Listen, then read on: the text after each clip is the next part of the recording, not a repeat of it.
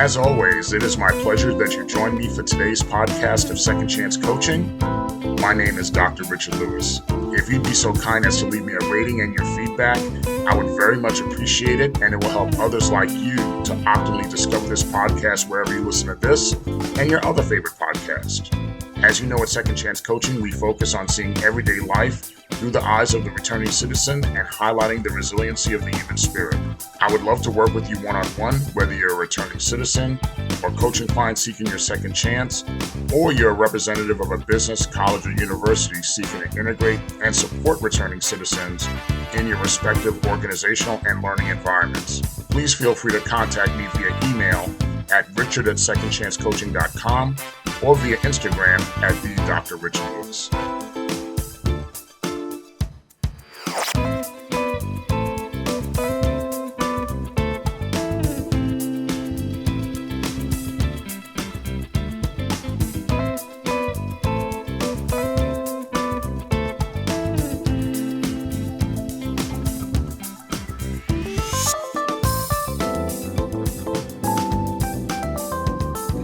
Welcome again to another edition of Second Chance Coaching. As always, it is my pleasure to join you on another week of your reentry journey from whichever corner of the world you're listening from. We always remain humble and excited that you've decided to spend part of your week with us. This week marks our first week back at the college, which includes, of course, the first week of classes. That's been pretty good, getting to meet a new exciting crop of students. And as I'm recording today's podcast, I will actually, on the day that I'm recording, will be getting ready to attend our monthly HOA board meeting tonight. And tomorrow morning, I will start teaching speech as an adjunct instructor at the new state institution that I told you that I'd be going to. And I'm really excited about that and looking forward to meeting another new crop of students. But as it pertains to the condo HOA meeting, as you're listening to this, it happened last night. So this podcast drops on a Friday, and it happened last night. But I'm recording it before the meeting actually took place. So I did meet with the property manager this week, and I can tell you that the assessment that the building is looking to get is worse than I originally thought it was going to be. So I'm sure it's going to be quite the fiery meeting this evening. And at the time of recording, as I indicated, only myself, the property manager, and our accounting firm knows exactly what this assessment is likely going to look like. The rest of the building will probably hear about this assessment tomorrow or some figures or parameters. And while it's a bite for me as well, I truly hope that no one in the community is even going to complain about it, as this is the result of the financial suicide that they committed at our budget meeting last month in December. Well, if they complain, I will happily remind them that this wound was self-inflicted. The other major agenda item for tonight's meeting would be to meet our building engineer to review the revised bids for the necessary work that needs to be done for the 40-year certification work that needs to be done on the building. As always, I'm keeping this in prayer, and I'm being proactive as I navigate through these challenges and dynamics, with this building. And as for me, I'm just going to make sure that God is continuing to lead me in the right decisions and helping me lead the board and building appropriately through this tough time. Yes, I am running for president of the HOA again, because really I just want to live in a peaceful, vibrant, and sustainable community to the extent that I could contribute to that, as well as, of course, to protect my investment. We have a long way to get there, but, I'm confident with prayer, we'll absolutely get there. Oh, another thing, as a reminder, from a programming standpoint here at Second Chance Coaching, next week is our final week of programming prior to our mid-season break. After next week, we'll have a 7-week break, and then we'll resume programming for the last 5 episodes of season 5. And that will commence on Wednesday, March 13th, the last 5 episodes of season 5. We look forward to you joining us again next week, and then we have that break, and then we go into the last 5 weeks of season 5. That'll go from March 13th through April the 20th. And transitioning to our conversation for today, I was having a conversation the other day about politics and actually the U.S. presidential election with a work colleague. Oh boy, talking politics and elections with somebody. I know what you must be thinking. How did that actually go? It was interesting. This was the same person that I told you a few weeks ago when we did the podcast on reentry myths.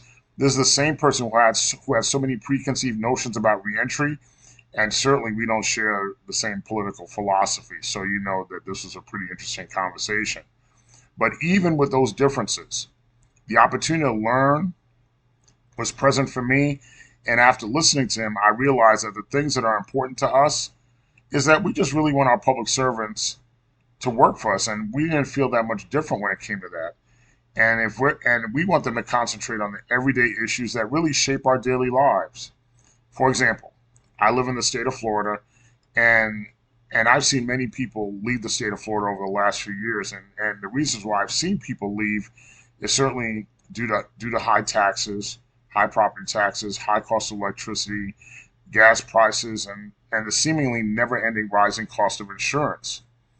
As me and this work colleague continued our discussion, I was spearheading, and then we agreed on the fact that the things we want our public service to do is to change what I've mentioned in the past. And that's such issues, once again, that I'll talk to you about as the rising cost of property insurance, cost of groceries, the environment, do something about the environment with the excessive heat that's going on, mental health issues, companies charging crazy subcharges and fees for all kinds of stupid stuff. We want to increase the concentration on our school curriculum to study money management and economics. We want to increase the minimum wage. We want to have a cure for the housing crisis, not only including the nationwide issue of homelessness, but also the expensive dynamics of home and condo ownership, especially here in Florida. And that's really due to the lack of boundaries and regulations from our state legislature.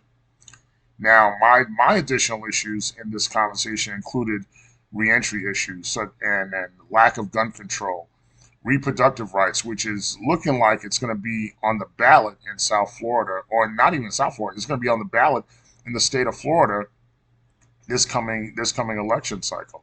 So we'll see how that goes. Certainly, I'm concerned about a tax on higher education and really how we address the sustainability of our environment. Those are my additional issues that I wanted to deal with. But the issues we'd agreed on, like insurance, taxes, and groceries, etc., this is what directly affects all of us. And it affects all of us indiscriminately. These are issues that likely won't make the front page of the paper because it's not sensational enough. But our common thread amongst these issues is why we should continue to keep the pressure on our public servants, because these are the things that make a difference for us. Well, that's enough for that, but we'll have plenty of time to advocate for that. But let's continue to transition specifically to today's topic and really a crucial part of one's reentry journey. This is when this is when we have to sit there and think to ourselves, when is it time to let go? Let go of an unproductive relationship or friendship? When does that happen? When should it happen? When you come home from being away for so long, or however long you was away, you try to come back and build back some normalcy in your life.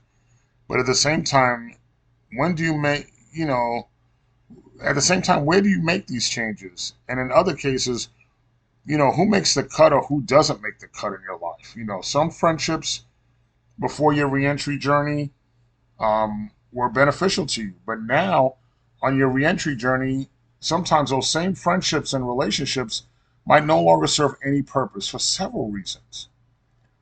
When I first came home, I picked up where I left off with some friendships, and others just ended. And others just ended because they might be different, but most definitely I became different. I was a new person. There was some tough conversations that took place with soon to be former friends. Certainly starting with the individual who testified against me. It was a really tough conversation we had. I had tough conversations with people who didn't believe in me nor my innocence. And and basically others whose journey is just now different than mine. Our experiences have put us in different places. In my doctoral program, fast forwarding to my doctoral program, I had some discourse with one of my friends, And we didn't speak to each other, and we made peace literally right there on the floor on graduation day, right there on the floor of the auditorium. And and it felt good to make that peace. And what we were arguing about was just so silly. Now, there are times in which a friendship is let go, but it can be rekindled, like in this case. But I was talking to a friend of mine this past week in which we talked about how the holiday season in particular is a good way to reunite with folks you normally don't see. My friend talked to me about how he ended a romantic relationship, as was not everything he had hoped for when he rekindled it. I shared with him some disappointment in the failing of a friendship that I had as well over the holiday season, and I did not see how it would be rekindled due to the way the friendship had failed. But one of the principles and values that is important to me that I shared with him was respect. It seemed like the stories that he shared with me and the stories I shared with him, there seemed to be that lack of respect, or the standpoint of the lack of respect that the people on the other end had for us.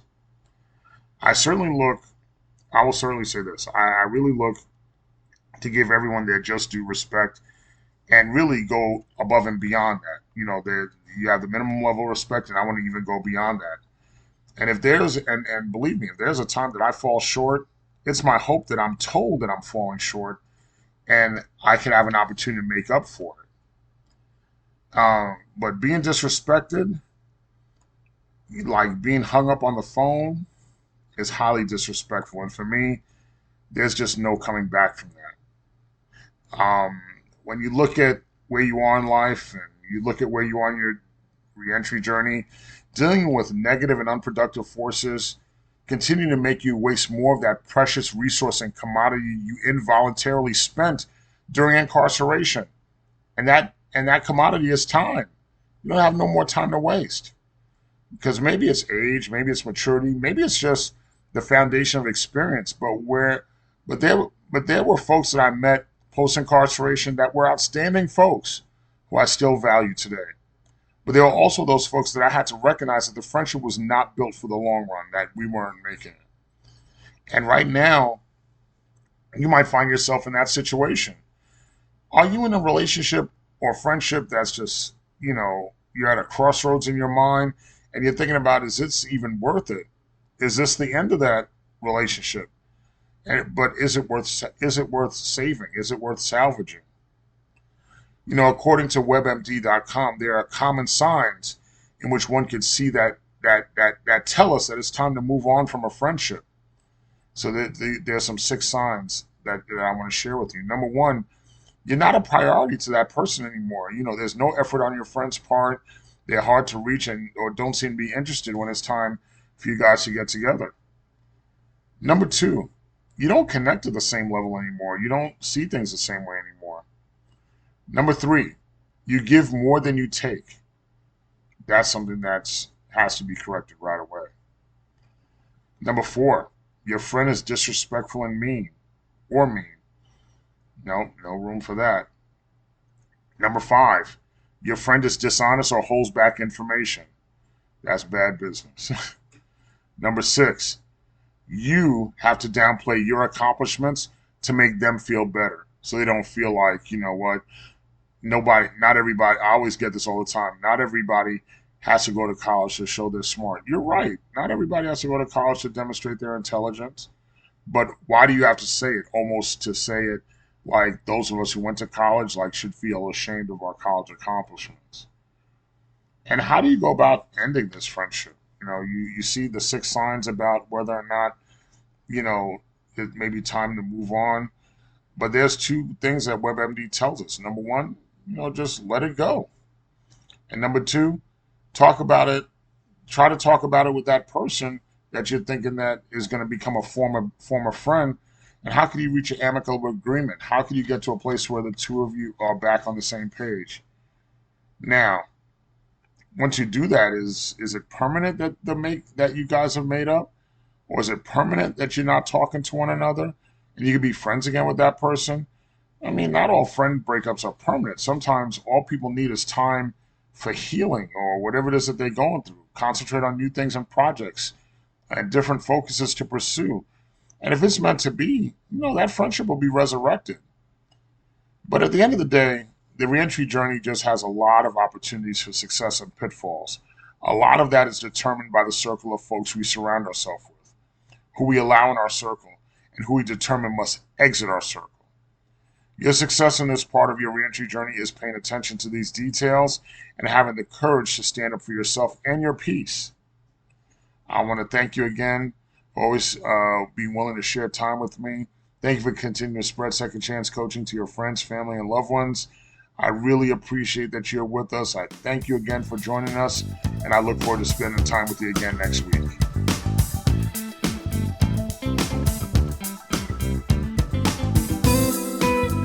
Thank you again for joining us here at Second Chance Coaching. In addition to coaching services for individuals and businesses, I'm also available for speaking engagements and workshops on criminal justice reentry, human resources, as well as organizational culture and leadership. Feel free to email me at richard@secondchancecoaching.com, as well as connect with me on Instagram at @DrRichardLewis. Remember, every day you are given this opportunity for your second chance, and I know you'll make the best of it. I love you all, and I look forward to connecting with you next time here at Second Chance Coaching.